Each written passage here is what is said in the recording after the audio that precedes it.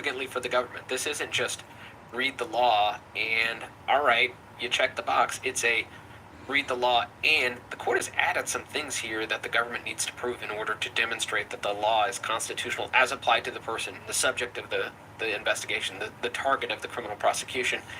And I'll say they're going to have an uphill battle, but the law's still there. The law's still there. And, ideally, in our perfect world, the government says to themselves, at least in the Fifth Circuit, the law is decided, and we don't arrest people for this anymore unless we can prove that they're dangerous, unless we can prove that they were actually intoxicated whilst carrying when we arrested them. In a perfect world, you guys all know how perfect the federal government is, so we'll see. But we hope you enjoyed this discussion. If you did, consider subscribing, hitting that like button, and help us fight the anti-2A algorithm by sharing this video. And please question and comment below. What do you think about these cases? Do you think you should be able to smoke and carry? Until next time, we're the Arms Trainers.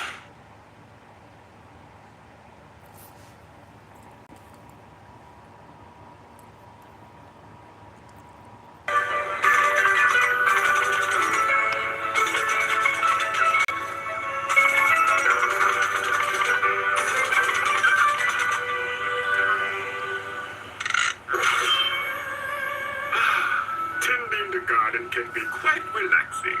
Everybody run for your life! The Grim Reaper is tending the garden with you! Grim, you're...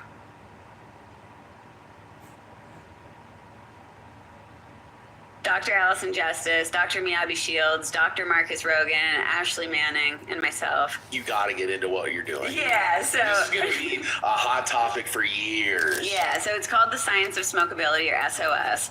And really, what we're trying to do is a multi-year, multi-phase study, and we're trying to figure out what constitutes quality cannabis. And it may seem like such an easy endpoint, but it's really not. I mean, our phase 1 of Science of Smokability is we were just looking into water activity of 0.45, 0.65, and 0.85.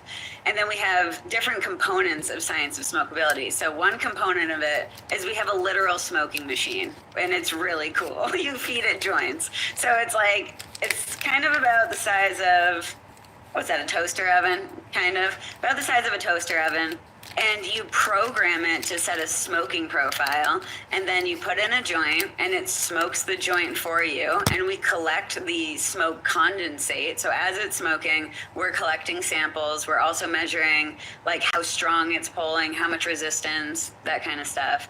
And then we analyze the smoke sample to see what chemistry is being produced. So as we move through the Science of Smokability, we're testing water activity. We're going to test nutrient flushing. We're going to test, starches versus sugars for sweetness. We're going to test, hopefully, things like living soil. Hopefully this lives on for a pretty long time, but really focusing on the dry and the cure, but also cultivation to see from both a chemical standpoint, but also from a user standpoint, how people report quality cannabis. So we actually have kind of a network of people that are signed up for Science of Smokability, and whichever phase that we're able to do it, we send out pre-rolls that are whatever, metric we're looking at, and people take a survey and say, this one smoked really good. And we have this ash card that goes from white to black, and they report like the number that corresponds to the ash color.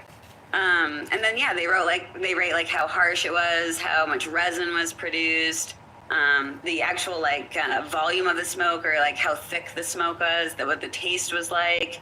We can't do this for every phase. For instance, the next phase is on nutrient flushing. And this is really, really important from a health safety standpoint, because we're talking about nutrient flushing.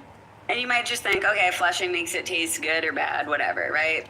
There's more to the story, because from a chemical standpoint, there's a potential that if you're not flushing, that there's excessive nitrogen in there that when smoked could turn into carcinogens. This is very well known in the tobacco world. They're called nitrosamines that are produced in cancer-causing compounds. And we don't know if these are produced in the cannabis smoking process, because usually there's we're not putting that much nitrogen into it. But if someone didn't flush and they did have a lot of nitrogen, we want to know what that looks like from a chemical standpoint, if it could potentially be harmful to people to smoke unflushed flower. So you're saying that, because people always want to start to poke holes in the white ash theory, and the white ash theory means